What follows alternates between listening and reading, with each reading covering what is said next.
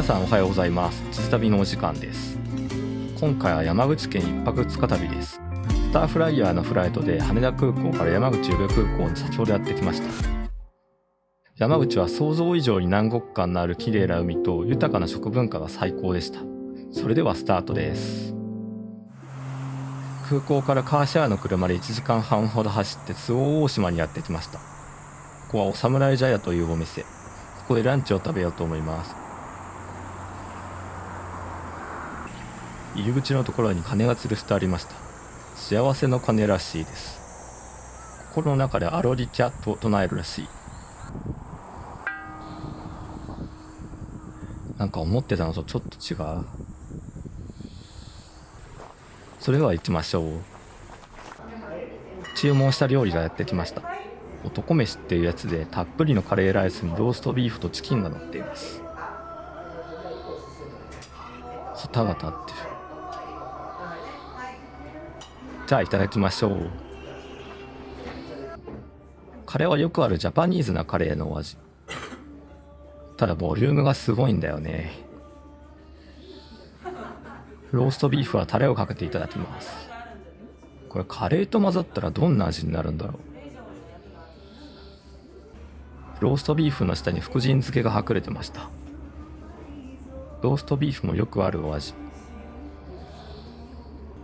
次はチキン、いわゆる山賊焼きってやつかな。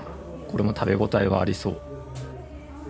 長野の山賊焼きは鶏を揚げ焼きにしたものだけど、山口のはシンプルにローストされています。この2つはたまたま同じ名前になっただけで別物。山口のはより山賊っていうお店で出してるチキンがそのまま山賊焼きとして広まったらしいです。美味しいね。串を外して素手で掴んだ方が食べやすそう。だいぶ食べ進んでいったけど、やっぱり量はすごく多い。男飯っていうくらいで確かにうちの奥さんは食べきれなさそう。もうちょっとだ。なんとか食べきりました。これの3分の2くらいの量でも十分に満足できた気がする。ごちそうさまでした。窓側の席に座ってたんだけど、目の前はこんな感じ。夏っぽく草が生い茂ってますね。ちょっと海を見に行ってみよう。いい天気。この辺の海は瀬戸内海の雰囲気ですね。ちょっとのんびりしたいけど次の役があるので移動します。やってきたのは獺祭を作っている朝日酒造の本社、山口の岩国市にあります。今日はここの見学ツアーを予約しています。本社グラストアで時間まで待ちます。獺祭が人気が出始めたのって15年くらい前かな。その時は正直ここまでなるなんて思ってなかったです。美味しいし入手困難で全然飲めなかったから、獺祭ありますっていう呼び込みをしてるレストランも結構多かった気がする。そのチャンスを逃さずしっかりブランドを成長させたよね。今はもう手頃な価格で買えるし大好きなお酒の一つです。見学のしおりが配られました。工程が書いてある。日本酒の酒蔵を見るのって初めてなので楽しみです。これから製造現場である蔵に移動します。入室前の消毒も獺祭のエタノールでした。これ売ってほしい。みんな白衣に着替えて中に入っていきます。ここは原料となる米を洗って水を吸わせる洗米の工程。でも洗米といっても家庭でお米を炊く時の様子とはだいぶ違います。家のお米はこんなに真っ白で粒が細かくならないもんね。本来のお米の大きさの 45% まで磨いているからかな。米は目的によって磨き具合が変わります。磨くほど透明感のある味わいになります。これはお米を炊く機械。こんな巨大な機械で米を蒸していくんだね。どんどんお米が出てきます。機械で大量に処理した後に人間の手で仕上げ作業を行っているようです。この後麹菌をつけて仕込みをします。仕込みが終わって発酵中の米がこちら。一般的な酒蔵よりも小さなタンクで小分けに管理しています。蓋を開けると中はこんな感じ。日本酒の香りがぶわっと立ち上がってきます。それぞれ温度管理がされていました。少し日の浅いタンクはこんな感じ。発酵初期の感じがします。発酵を終えたお酒は遠心分離機でろ過されます。あとは瓶詰めを待つだけ。サイト A は緻密なデータ管理が特徴ですが、その裏側はこんな感じになっていました。日々の推移が数値化されて判断やアクションが取りやすくなるんですね。こだわりが詰まってますね。というわけで見学を終えてストアに帰ってきました。お土産に獺祭を買っていこうと思います。すぐそばに氷温倉庫もありました。こんな感じでこの一帯には獺祭の施設がたくさん立ち並んでいます。ではそろそろ移動しましょう。岩国から下関までのロングドライブです。下関までやってきてホテルにチェックインしました。現在時刻は18時。荷物を置いたら晩ご飯にしよう。ホテルの近くにはフェリーターミナルがありました。韓国のプサンとつながっています。下関とプサンは毎日1便が夜行で出ているはずなので、この船もそろそろ出発するんでしょうか。日没前の光が綺麗な時間帯ですね。そういえば酒蔵見学で獺祭の炭酸水をもらいました。あと小さなグラスも。お酒も買ってきてるので今日の晩酌セットはバッチリですね。磨き2割3分という一番磨かれたものにしました。ちなみに今日のホテルはこんな感じ。下関駅前にあるスマイルホテル下関です。年季を感じるけど清潔なので OK。これで6300円です。駅前にあるシーモール下関にやってきました。マックスバリューと大丸のデパ地下食品売り場があります。今日はホテルにお酒があるので食べ物をここで調達して部屋でご飯にすることにしました。買ってきたのはこちら。ちょっと買いすぎた気がする。閉店間際に行ったからかいろんなものに値引きシールが貼ってました。お寿司も半額。大丸のお寿司なので全然美味しくないってことはないはず。フグは大丸は割り切れててマックスバリューで買いました。あとメンチカツ。酸っぱい山口っぽさはあんまないかな。あとわら焼きのカツオのたたき。タン塩レモン。最後にサラダ。どれも安くて思わず買いすぎてしまった感があります。お酒ももらったグラスに注いでおきましょう。小さな瓶なのにスクリューキャップじゃないのこだわりを感じるね。まずは獺祭からいただきます。すっきりとして飲みやすい。これアルコールと思わず飲みすぎちゃうやつだ。絵面的には全然見栄えしないけど結局こういうのが美味しいし楽しいんだよね。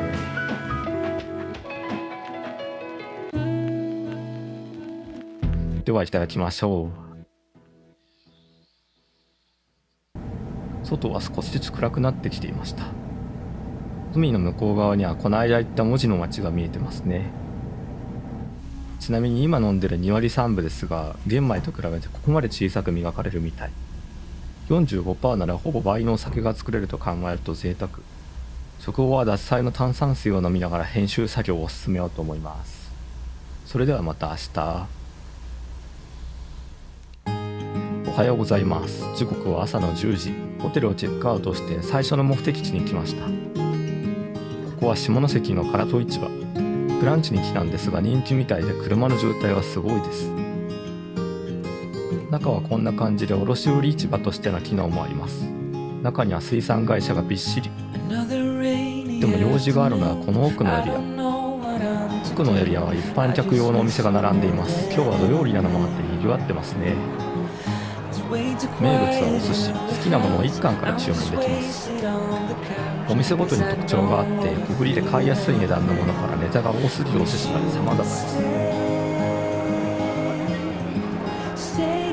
海鮮丼もありますね。ちなみに2階には座って食べられる回転寿司のお店もありました。こっちは食堂。2階に降りてきたらマグロの大トロの店に長蛇の列ができていました。大トロ300円は安いよね。ちょっと歩いてみましょう。このお店は値段も大きさもバランスが取れてる感じかな。活気があります。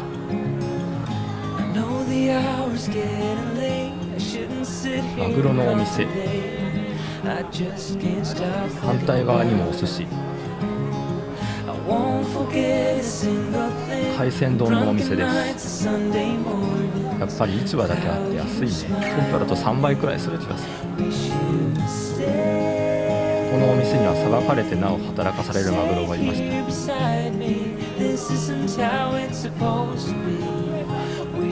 こはネタが大きいね。どれも美味しそう。ここで買っていきましょう。他にもフライのお店もあったけど今日は我慢です。昨日ちょっと食べ過ぎたからね。お寿司を買って外に出てきました。市場内には座れる場所はほとんどないのでみんなここで食べています。座れそうなところはみんな埋まってるけどちょっと探してみよう。場所を探している間にお寿司がちょっと寄ってしまった。メリからブリ、マグロの赤身、アジ、クエです。まずはブリから食べたんですが、ネタが本当に大きくて一口に収まりきらないくらいでした。味も綺麗な色してるね。美味しそう。最後のクエ、もうお寿司4貫だけでかなりお腹いっぱいになってしまった。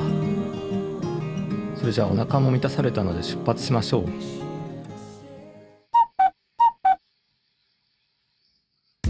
山口の北西部にある角島大橋にやってきました。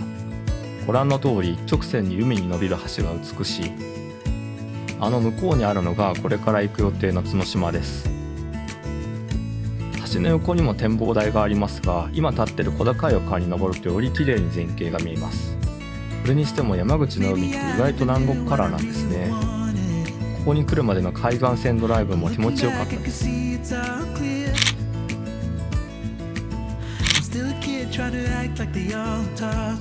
橋を渡って角島灯台までやってきました。ここは全国に16ある登れる灯台の一つ。なんと明治9年から稼働する灯台。もうすぐ150周年ですね。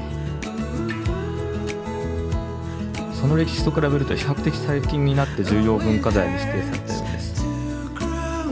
というわけでスタンプを押してもらいました。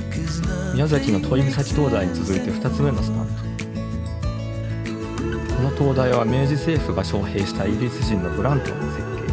彼は他にも5つの灯台を作りました。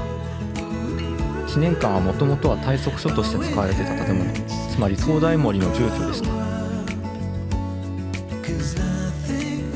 それではまた橋を渡って本土側に戻りましょう。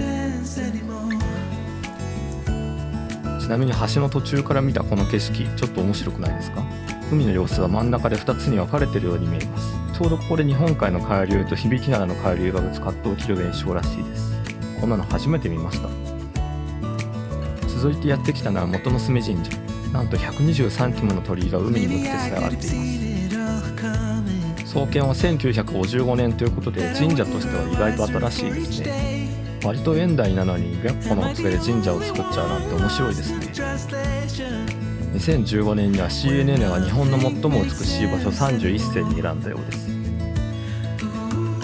大鳥居にはお賽銭箱が設置されていました。普通は地上にあるものですが、ここは地上5メートルの高さに。下からお賽銭を投げて入れば願いが叶うと言われています。意外と難しいみたい。見事入るとちょっとした歓声が上がっていました。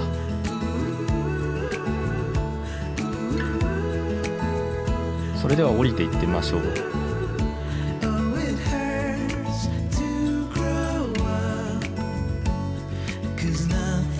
赤い鳥居のトンネルをくぐっていきます。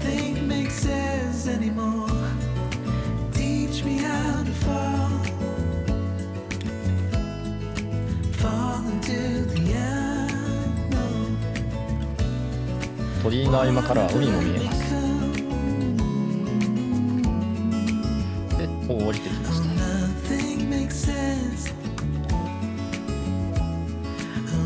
ゴールはすぐそこ。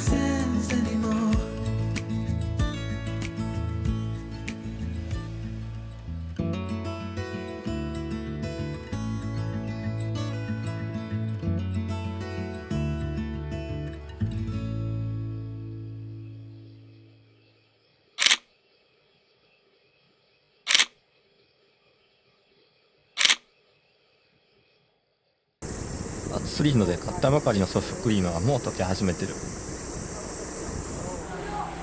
この柑橘ソフトをいただいています。ミルクとナミックス。わずか3分でこれですよ。溶ける前に急いで食べきらないといけない。続いてやってきたのは秋吉台。日本三大カルストの一つです。カルストはこの間の愛媛旅でも行きましたね。四国カルストよりは岩はあまり目立たないかな。リラックスする光景が広がっています。少し日が傾いてきて、ほんの少しだけど暑さが和らいできたね。散策している人もいます。カフェがあったのでちょっと休憩。この辺りの模型があるね。平野が少なくて山がちな土地なんですね。秋吉台フラッペなるものがあるので注文してみましょう。抹茶で秋吉台を表現してるんだね。なるほど、言われてみればそれっぽいかも。ホイップクリームが石灰岩を表しているのかな。体を内側から冷やしてくれそう。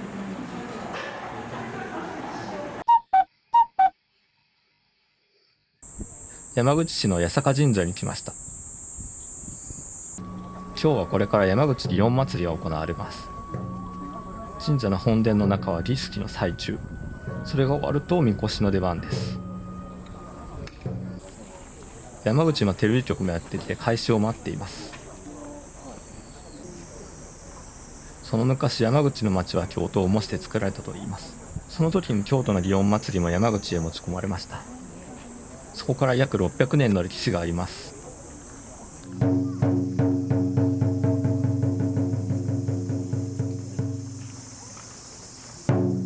始まりました。ただ今日は帰りのフライトの都合でそろそろ行かないと。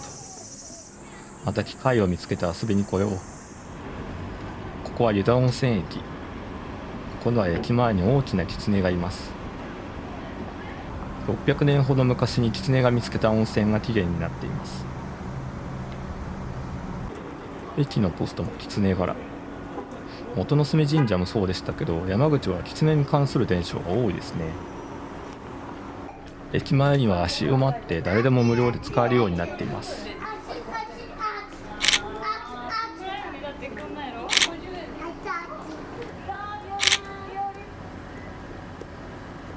狐にはゆうたくんという名前がついていました。